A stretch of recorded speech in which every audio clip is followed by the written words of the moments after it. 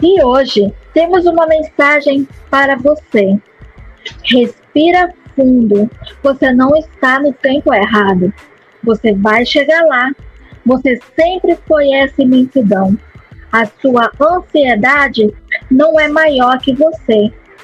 Ansiedade e estresse não é maior que você. Então vamos ao episódio.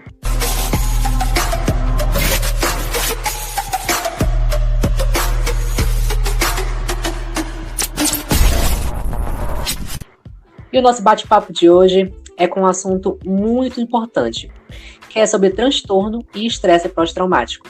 E muito prazer, eu me chamo Caio Otávio. Olá, eu me chamo Érica Mourão. E Érica, como a gente pode nos encontrar? Olha, estamos em todos os lugares.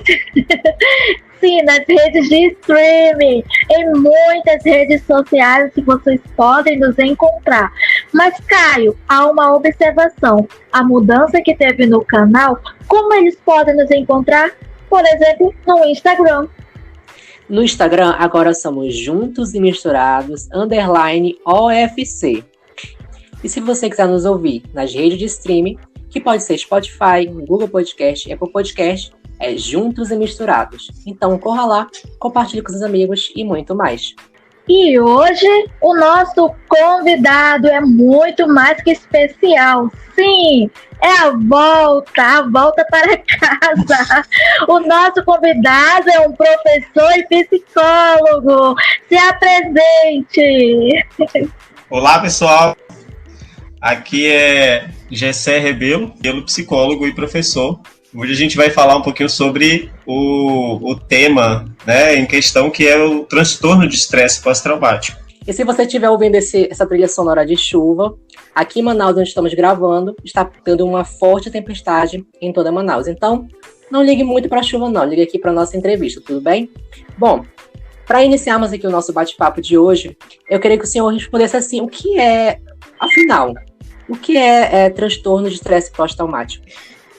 Bom, Caio, vamos lá. Primeiro a gente precisa fazer uma breve diferença entre a questão traumática e o estresse, né? Para a gente entender de fato o transtorno, a gente precisa entender vamos dizer que é uma epistemologia, né? Porque a gente fala da questão do trauma. O trauma, para a gente, dentro da psicologia, a gente vai dar um significado de ferida, né? Então, são as feridas psicológicas. Os traumas, para a gente, seriam isso. Dentro da linha psicológica, da ciência psicológica, são como se fosse a ferida psicológica. O estresse em si, ele é, basicamente, na sua essência, um funcionamento do corpo, onde nós vamos ter um certo desgaste físico e um desgaste emocional ou psicológico, né? Então, o transtorno de estresse pós-traumático, ele é basicamente uma questão entre uma situação estressora, mas que causa marcas, né? Que são as feridas psicológicas. Então, muitas das nossas situações a gente precisa fazer uma diferença, porque tem situações que são estressoras para a gente, mas não necessariamente são traumáticas. Muitas das nossas fases de desenvolvimento, elas são marcadas por fortes estressores. Quando eu sou criança, quando eu sou adolescente, jovem, adulto, idoso, então a gente vai ter vários estressores, que são condições, né? Dentro dessa definição, dessa proposta, a gente vai entender que os eventos traumáticos e os estressores, eles vão se diferenciar na natureza, né? E na intensidade. Né? Então, a gente fala dos traumas, eles são eventos inesperados, né? E incontroláveis, aonde a gente não tem como escapar. Os eventos estressores da vida são aqueles que a gente, embora eles possam dar origem a condições psicológicas favoráveis ou desfavoráveis, quando eles são removidos, isso vai ocasionar uma certa redução do quadro de sintomatologia, né? Se for o caso de sintomas psicológicos. E, professor Gessé, existem sinais? E quando buscar ajuda? Olha, Bom, nós vamos ter os sintomas, né? E eles vão a gente vai tentar encaixar os sintomas e as sintomatologias em critérios, né? Diagnóstico para o estresse pós-traumático. Por isso que eu fiz a diferença no início, porque tem situações que são estressantes para a gente, muito estressantes. A grande diferença de ser um estresse pós-traumático é que ele vai se definir por um evento traumático, onde a gente tem um risco real de ameaça de morte, de ferimento, de violência sexual, que o indivíduo vai estar vivenciando, né, por meio de uma experiência direta, ou pode ser também por um modelo alheio, alguém falando sobre a experiência, ou uma questão de exposição repetitiva também, né? Isso também pode ocasionar. Agora, o que ele pode dar de sinais sobre isso, né? Como é que a gente sabe que isso pode ser uma questão de estresse pós-traumático? Bom, primeiro, ele precisa ter vivenciado isso, né? Essa questão do evento traumático numa situação real, forte e intensa, do risco de morte, né, ou ameaça de morte. Então, esse é um ponto-chave para isso, mas não só isso, né, porque essa exposição ao evento traumático, pode ser que ele tenha vivenciado, ele tenha apreciado alguém, apreciado no sentido de assistir alguém, né, ver, observar alguém passando pela situação.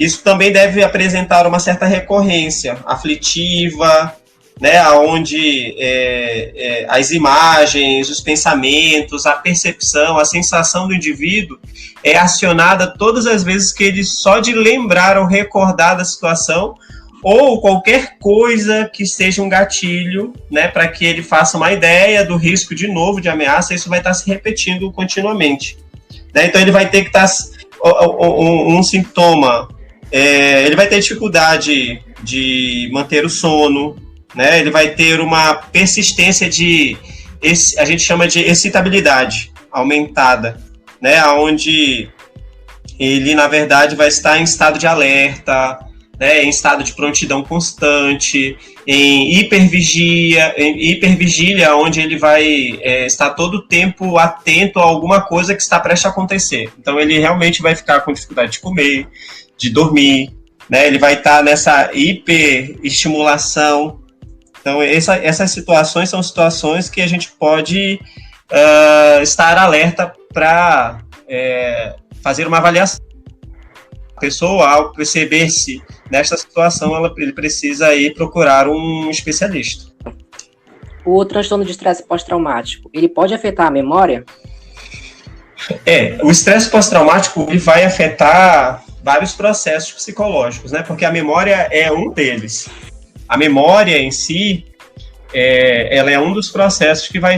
Para que a gente consiga processar a memória, a gente precisa de um nível de percepção, de atenção e concentração suficiente para que a informação ela seja processada pelo cérebro e seja guardada para médio e longo prazo ou curto prazo.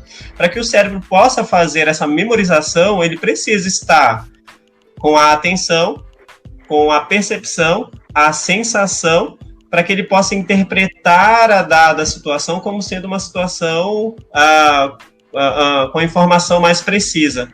Aí o cérebro consegue memorizar. Mas como eu estou dizendo assim, vamos imaginar que imagine você que está diante da presença ou numa situação em que só de lembrar essa situação hoje, isso mexe um pouquinho com o teu sentimento ou com a tua emoção, ou no medo, ou na raiva, né? Ou na alegria também. Então imagine uma situação em que automaticamente essa tua emoção seja disparada. Quando você está sob o efeito dessa emoção, desse sentimento, muito das nossas capacidades psicológicas, como são os processamentos básicos, sensação, percepção, atenção, concentração, memorização, inteligência, linguagem, todos esses vão estar comprometidos, porque imagine que o cara está em estado de alerta constante, né? A pessoa ela está em contínua hipervigilância. É como se a qualquer momento alguma desgraça, algum dano pudesse acontecer a qualquer hora. E para ele, o cérebro ele não vai fazer a diferença daquela memória que ele teve, né, do estressor traumático para agora. Simplesmente o cérebro vai acionar todo o seu sistema de alerta e ele vai vivenciar tudo de novo naquele momento a partir do gatilho. Né? Pode ser que seja uma lembrança, pode ser que seja uma situação parecida, né? Pode ser um som, não sei, depende de cada um de nós, é por isso que o especialista é importante, porque para cada um de nós a gente vai associar, né, os estímulos ou os gatilhos para que todo esse sistema de alerta seja acionado. O interessante, antes de eu fazer essa pergunta, Caio, eu estou participando da entrevista certa. Porque eu compartilhei para o Caio uma experiência recente que eu tive sobre esses acontecimentos. Porque eu estava em um carro, indo para a minha casa, e o carro ainda parado, um outro carro atrás bateu no carro.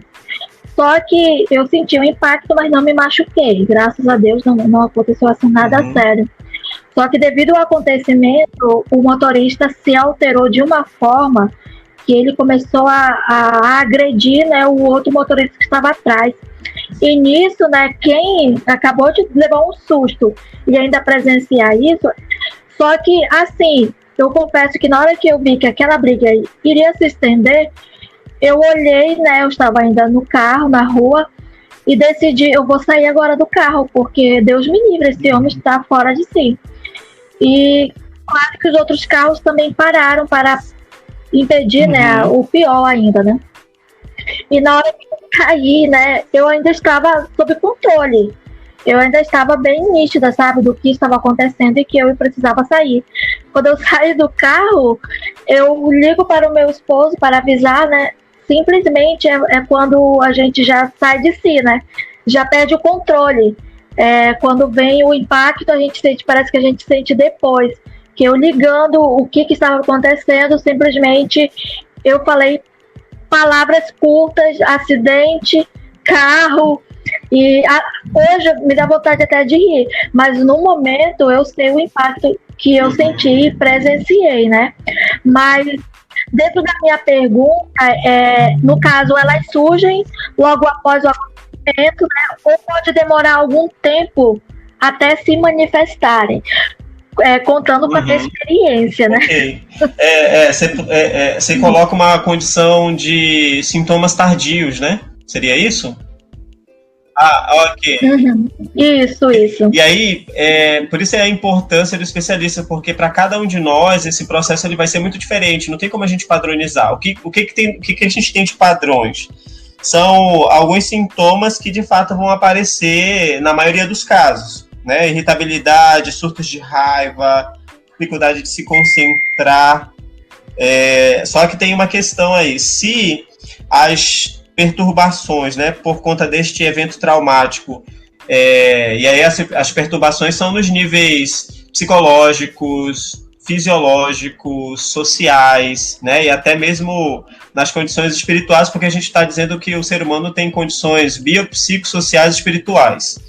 No sentido de espirituais, eu não estou falando da religião em si, eu estou falando das nossas práticas que nos levam a uma certa transcendência, né? E nos outros níveis de sociais, psicológicos e biológicos, eu estou falando basicamente daquela tua funcionalidade. Para o teu organismo funcionar fisiologicamente, ele precisa de nutrição e hidratação. Quando essas perturbações são constantes e duram mais de um mês, isso prejudica, não precisa nem ser um mês, né? Se tu passar dias sem comer direito e tomar água, tu já começa a sentir vários efeitos, não é? Socialmente, tem outros sintomas. Você se afasta, se isola em condutas que são condutas de fuga e esquiva, como se você estivesse tentando fugir das estimulações que te levam a recordar as situações traumáticas, né? Estressoras e traumáticas. Então, se considera transtorno porque os teus níveis sociais, fisiológicos e psicológicos, eles são alterados. E se isso está durando por mais de um mês, é necessário a avaliação de um profissional, né? Um psiquiatra, psicólogo, tá bem?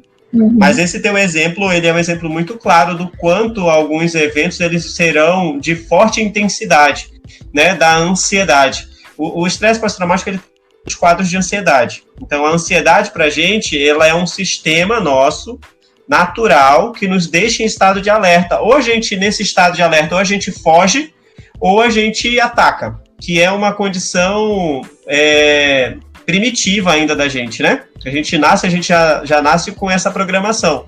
A gente tem um sistema de ansiedade que vai nos levar a uma conduta de fuga, de esquiva ou de ataque, tá? Que é para que a gente consiga sobreviver. E nesse contexto todo a gente está falando exatamente de todo um sistema que nós temos, biológico, psicológico e social, para que a gente consiga sobreviver a essas ameaças reais. Para quem tem o transtorno de estresse pós-traumático, essa ameaça ela é muito real. Não tem como a gente dizer que o indivíduo está inventando. Como preconceituosamente a gente vê no cotidiano, né? A gente acha que é frescura, que está querendo chamar atenção, né? Então a gente precisa recair uma atenção mais especializada, específica sobre isso. E esse transtorno, ele pode atingir todos os tipos de pessoas, ou ele atinge uma idade específica, um gênero específico? Olha, não existe uma pesquisa específica para isso, né? Porque a ansiedade, para cada um de nós, dependendo da fase, ela é mais evidente, né?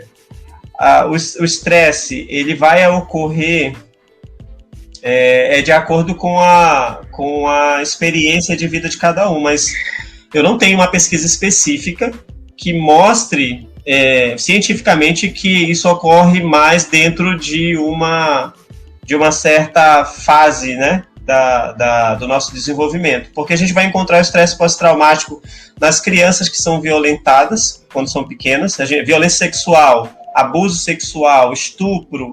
O estupro é uma condição nossa, e aí falando da questão regional e da questão nacional, para a gente aqui em Manaus, no Amazonas e até mesmo no Brasil, a gente vê fortes campanhas sobre o combate à exploração sexual, trabalho infantil, abuso sexual. Então, para algumas crianças, por exemplo, que são abusadas ou que passam por algum tipo, não necessariamente o abuso sexual, mas um abuso psicológico também pode acontecer, e nesses casos isso pode se considerar também como um caso de estresse pós-traumático. Isso pode acarretar um transtorno de estresse pós-traumático para a criança. Então, dependendo de qual é a situação, a gente não vai ter uma categoria específica que sofra disso, não. Né? Agora, a gente pode ter algumas realidades profissionais. Alguns profissionais que trabalham com riscos e ameaça de vida constante, esse pessoal está mais propício a esse tipo de transtorno. O pessoal da pandemia, linha de frente, hoje é o que a gente mais está atendendo, gente. Ansiedade, estresse pós-traumático, pânico. Então, o estresse pós-traumático está bem presente, principalmente aqui em Manaus, tanto para os familiares quanto para os profissionais da linha de frente, porque lembra do mês de janeiro em que faltou oxigênio? E que muitos pacientes vieram a óbito aqui? Sim. Esse evento foi um evento altamente estressante e traumático para trabalhadores de saúde e para os seus familiares. Então, hoje a gente está com uma alta demanda de atendimento para esses casos, né? Então, e não tem idade, não. Tem idoso, tem jovem, tem adulto, tem adolescentes, tem um monte de gente que a gente está atendendo e que está com esse quadro estabelecido, né, por conta desse evento traumático do mês de janeiro aqui em Manaus. É porque acabou pegando muita gente de surpresa, né? Tipo, foi uma doença que veio, devastou quase metade da população, né, do Brasil, e atingiu muitas pessoas, e muitas famílias foram atingidas, né? Acabaram perdendo seus entes queridos, pessoas assim, amigos próximos. E aí é muito complicado lidar, né, com essa... porque como é um evento súbito, esses eventos súbitos, eles vão ser vivenciados com uma forte intensidade. Quando a gente está sob ameaça... Primeiro que a questão do coronavírus e da Covid-19 é uma situação nova. Nenhuma outra geração passou por isso. Passou pela peste negra, passou pela gripe espanhola. mas nada foi tão global e tão repentino quanto esse caso da Covid-19. Né? Então, para todos nós, tudo é muito novo. Para todas as gerações, tudo é muito novo. A gente foi quase que obrigado, né, literalmente, a mudar o hábito de prevenção em saúde. Então, lavar as mãos e usar máscaras são autocuidados que não faziam parte da nossa prática cultural no Brasil e que a gente se sentiu agora pressionado, estressado, né, para funcionar de forma a sobreviver. Então, a gente precisa sentir na pele as situações para poder acionar essa nova maneira de lidar com a Covid-19, que é uma situação nova. Então, naturalmente, por não ser uma situação que a gente já tenha um padrão de como lidar, tudo está sendo muito novo e a gente está aprendendo a todo momento, essas situações vão ser vivenciadas por algumas pessoas. Tem algumas pessoas que já têm uma predisposição, que aí são aquelas pessoas que já têm comorbidades, né, já têm um transtorno mental, né? E aí, possivelmente, essa situação vai ser a situação gatilho para desencadear o desequilíbrio, né? E dentro da nossa necessidade, o estresse pós-traumático ele vai ser estabelecido a partir dessas novas vivências, mas também vai depender muito da intensidade disso. É como eu falei, a gente precisa diferenciar. Tem situações que são estressoras, mas quando elas passam, esse estado de alerta ele é removido. No estresse pós-traumático, não. Isso vai ser revivido recorrentemente, até fazer intervenções especializadas para que os sintomas sejam minimizados ou que eles desapareçam. Professor Gessé, qual a diferença do TEPT para outros transtornos semelhantes? Como eu falei anteriormente, o TEPT ele é um transtorno que está dentro dos quadros de ansiedade. Então, a gente vai ter a ansiedade generalizada, a gente pode ter o estresse agudo. Vamos lá, direto ao ponto, né? Qual é a diferença entre o TEPT para as outras? O TEPT, né, o transtorno de estresse pós-traumático, ele é a vivência e revivência de uma situação traumática, de um evento traumático, aonde a pessoa está vivenciando ou vivenciou uma forte intensidade de ameaça de morte, de ferimento, né, de violência sexual. E aí, assim, ele é marcado por isso, mas também ele é marcado por uma duração da perturbação desse estresse traumático, né? Se for uma situação em que a perturbação ela é superior a um mês, a 3 meses, a mais de 3 meses, isso vai diferenciando se ele é agudo, se ele é crônico, né? Se ele é uma situação que ele vai ser marcado basicamente pela vivência e revivência dessa situação estressante e traumática. As ansiedades, os quadros de ansiedade são bem parecidos. E, na verdade, o estresse pós-traumático está dentro dos quadros de ansiedade. Mas a gente vai ter o estresse, vai ter o transtorno de ansiedade generalizada, pânico, estresse agudo, que são outros quadros que podem estar sendo semelhantes a esse. Mas nenhum deles vai estar encaixando-se dentro daqueles critérios diagnósticos, né?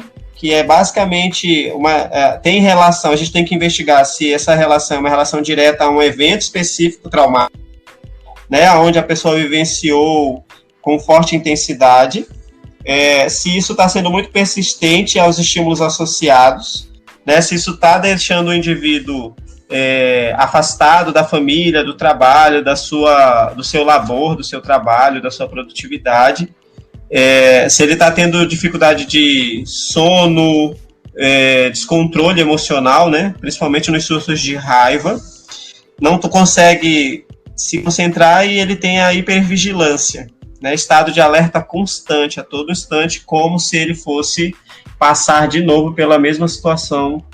E aí, para a comparação entre os outros quadros, esses que eu citei agora, eles vão ser diferentes. tanto no estresse agudo, quanto na ansiedade generalizada ou no pânico, isso vai ser a diferença entre os demais. O que eu achei agora interessante, uma observação também, porque há situações que o indivíduo passa, né, vamos dizer assim, um acidente grave, mas não lembra como foi, né, não lembra mesmo do que aconteceu. Eu digo isso por experiência minha, com 15 anos, sofri um acidente sério, mas as pessoas me perguntam, mas você lembra? Eu falo, não, eu não lembro como foi que aconteceu.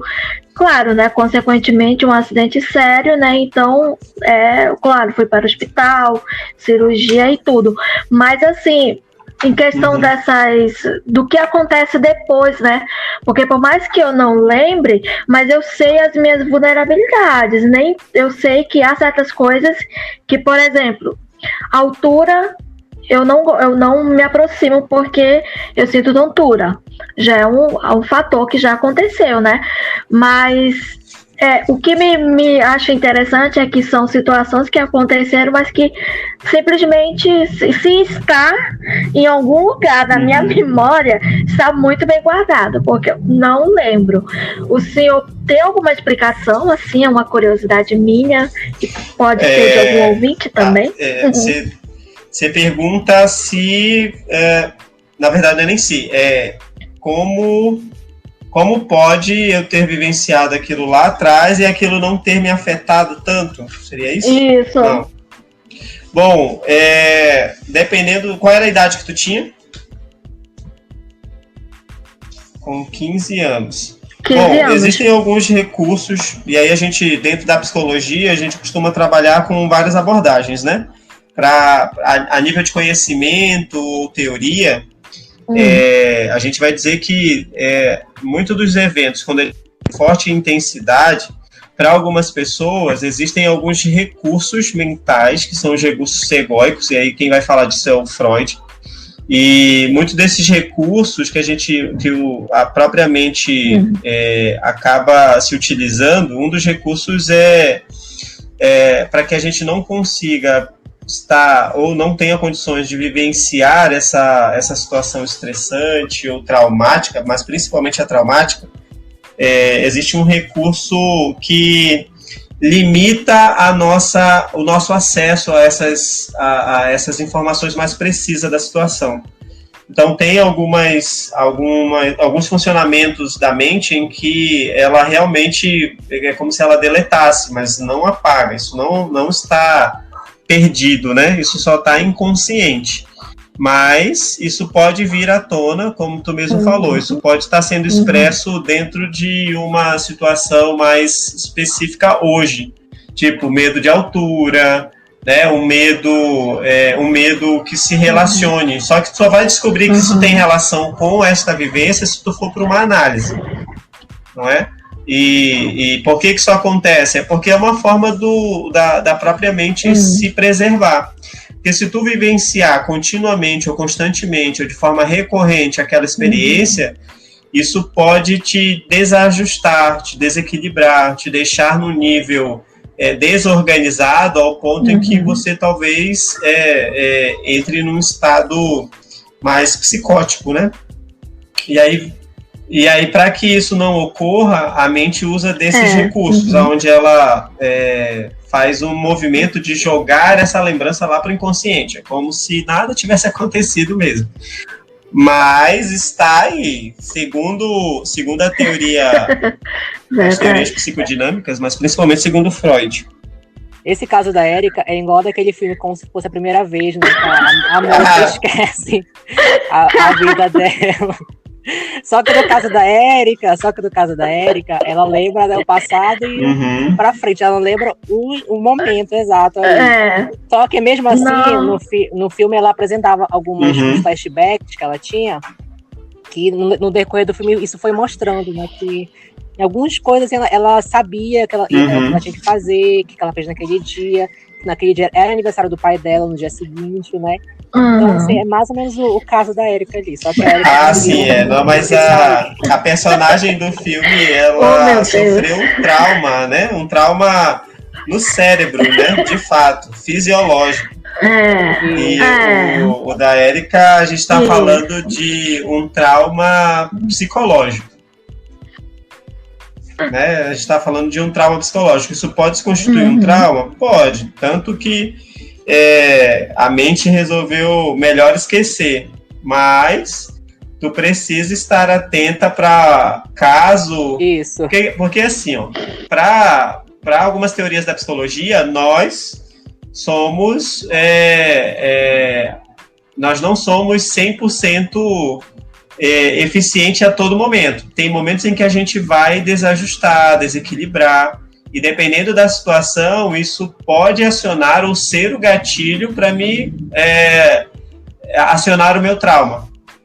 Entende? Então, por isso a importância da psicoterapia, da autoanálise, do autoconhecimento, para que você consiga saber lidar. Não existe, sabe aquela questão da cura? A cura para a situação? Na verdade, a gente tem o imaginário de que o trauma, ele é uma ferida, não é? E aí, dentro dessa ferida, a gente imagina uma cura. Para os processos psicológicos, a gente vai estar falando, para o processo psicoterapêutico, a gente vai estar falando de estratégias e intervenções em que você vai aprender a lidar com as situações que são gatilhos para te desestabilizar ou desajustar. Não é que a gente vai ficar 100% protegido das situações estressoras, não. Porque dependendo da fase que eu estou vivendo, eu posso ter feito 10 anos de terapia, mas dependendo da fase que eu estou vivendo agora e o quanto estressante isso pode acionar novamente um desajuste, um desequilíbrio. Então a gente está numa constância, uma constante busca de equilíbrio. A qualquer momento eu posso desestabilizar, mas com as estratégias, as ferramentas e técnicas já previamente estabelecidas, eu vou ter como me refazer. Esse é o grande segredo. É que em qualquer situação que você desajuste, desestabilize, em que você realmente entre no nível de sofrimento acentuado, agudo ou crônico, se você já está sob análise, você vai ter como se refazer, se reerguer. E aí vem a questão da resiliência, da superação. Esse é o diferencial de quem faz a terapia e de quem não faz a terapia.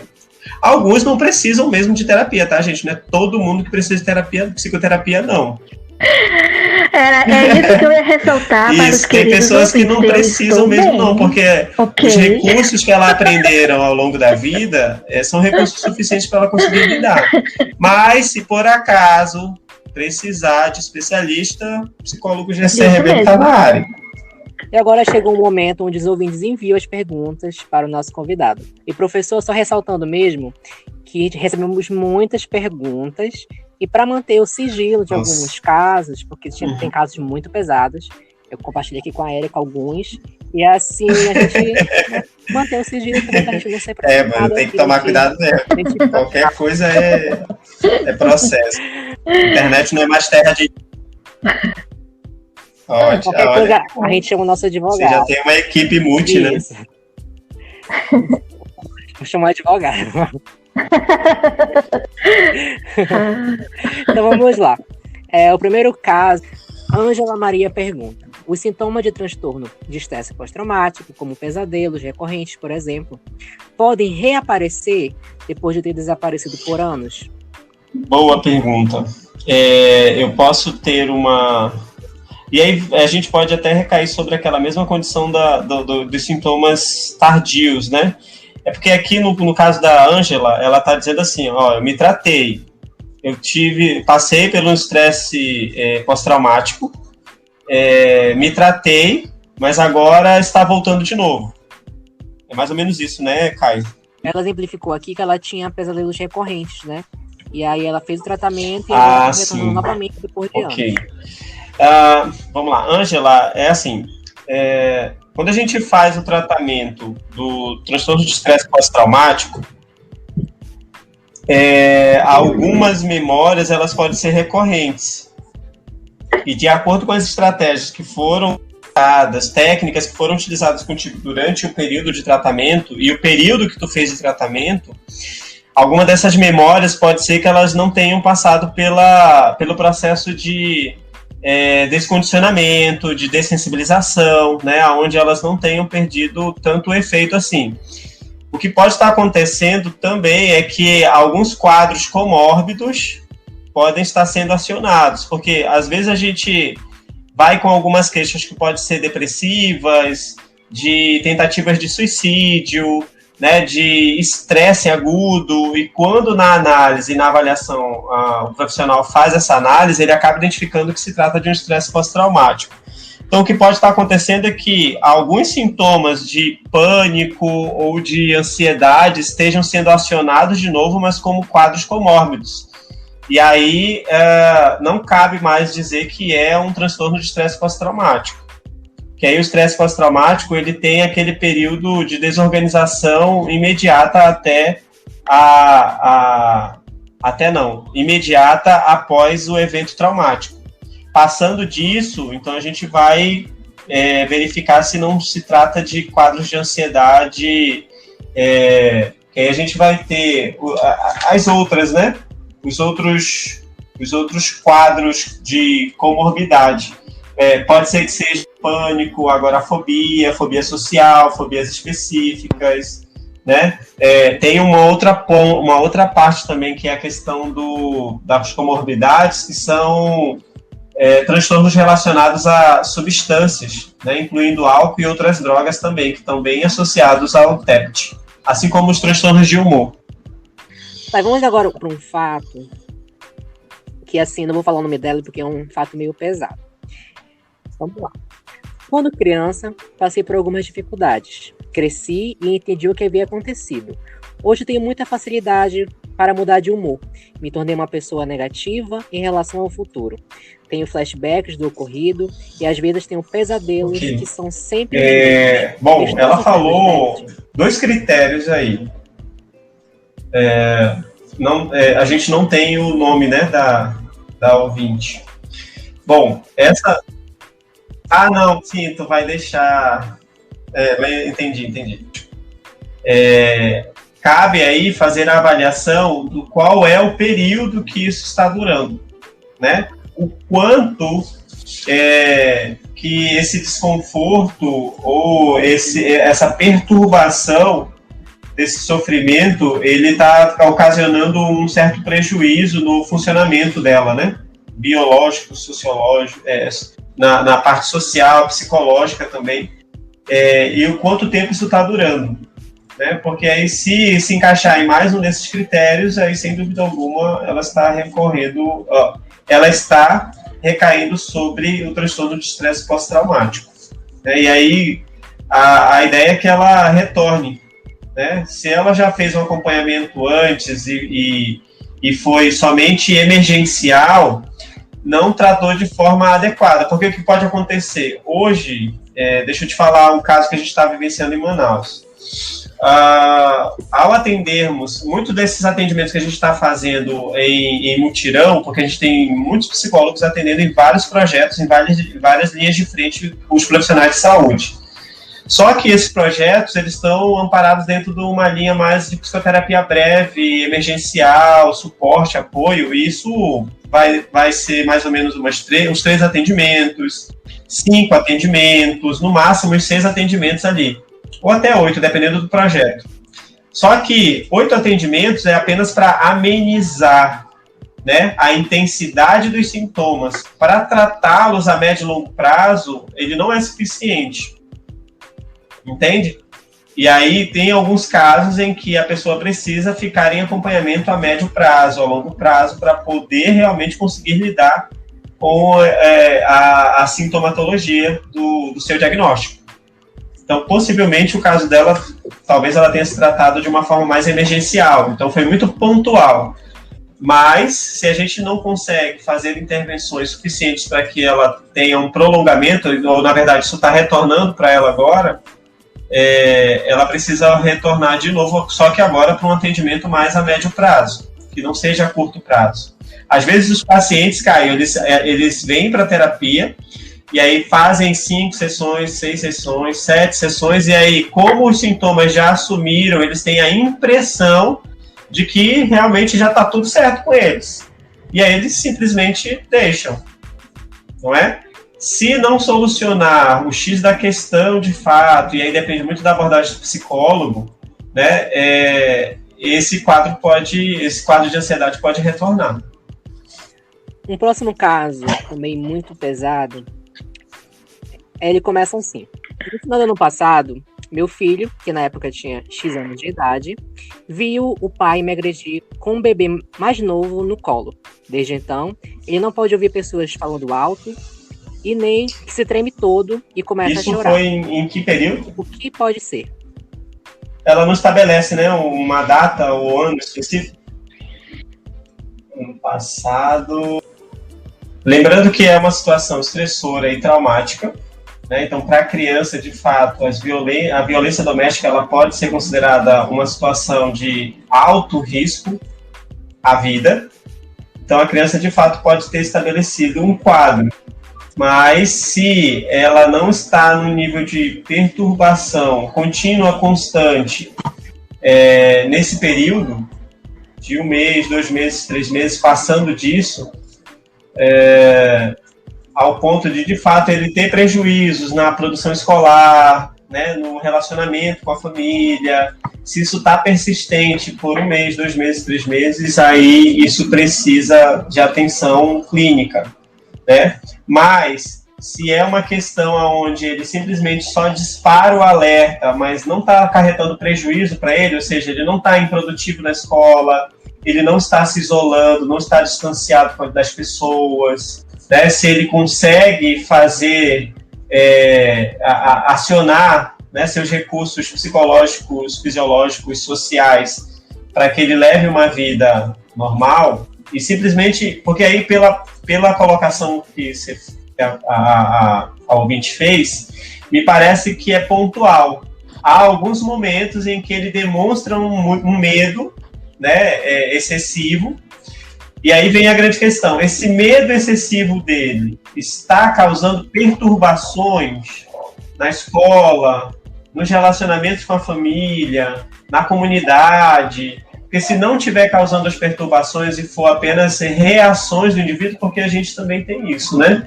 Tem algumas situações que são estressoras, mas que se retirada, essa condição ansiosa ela some, desaparece.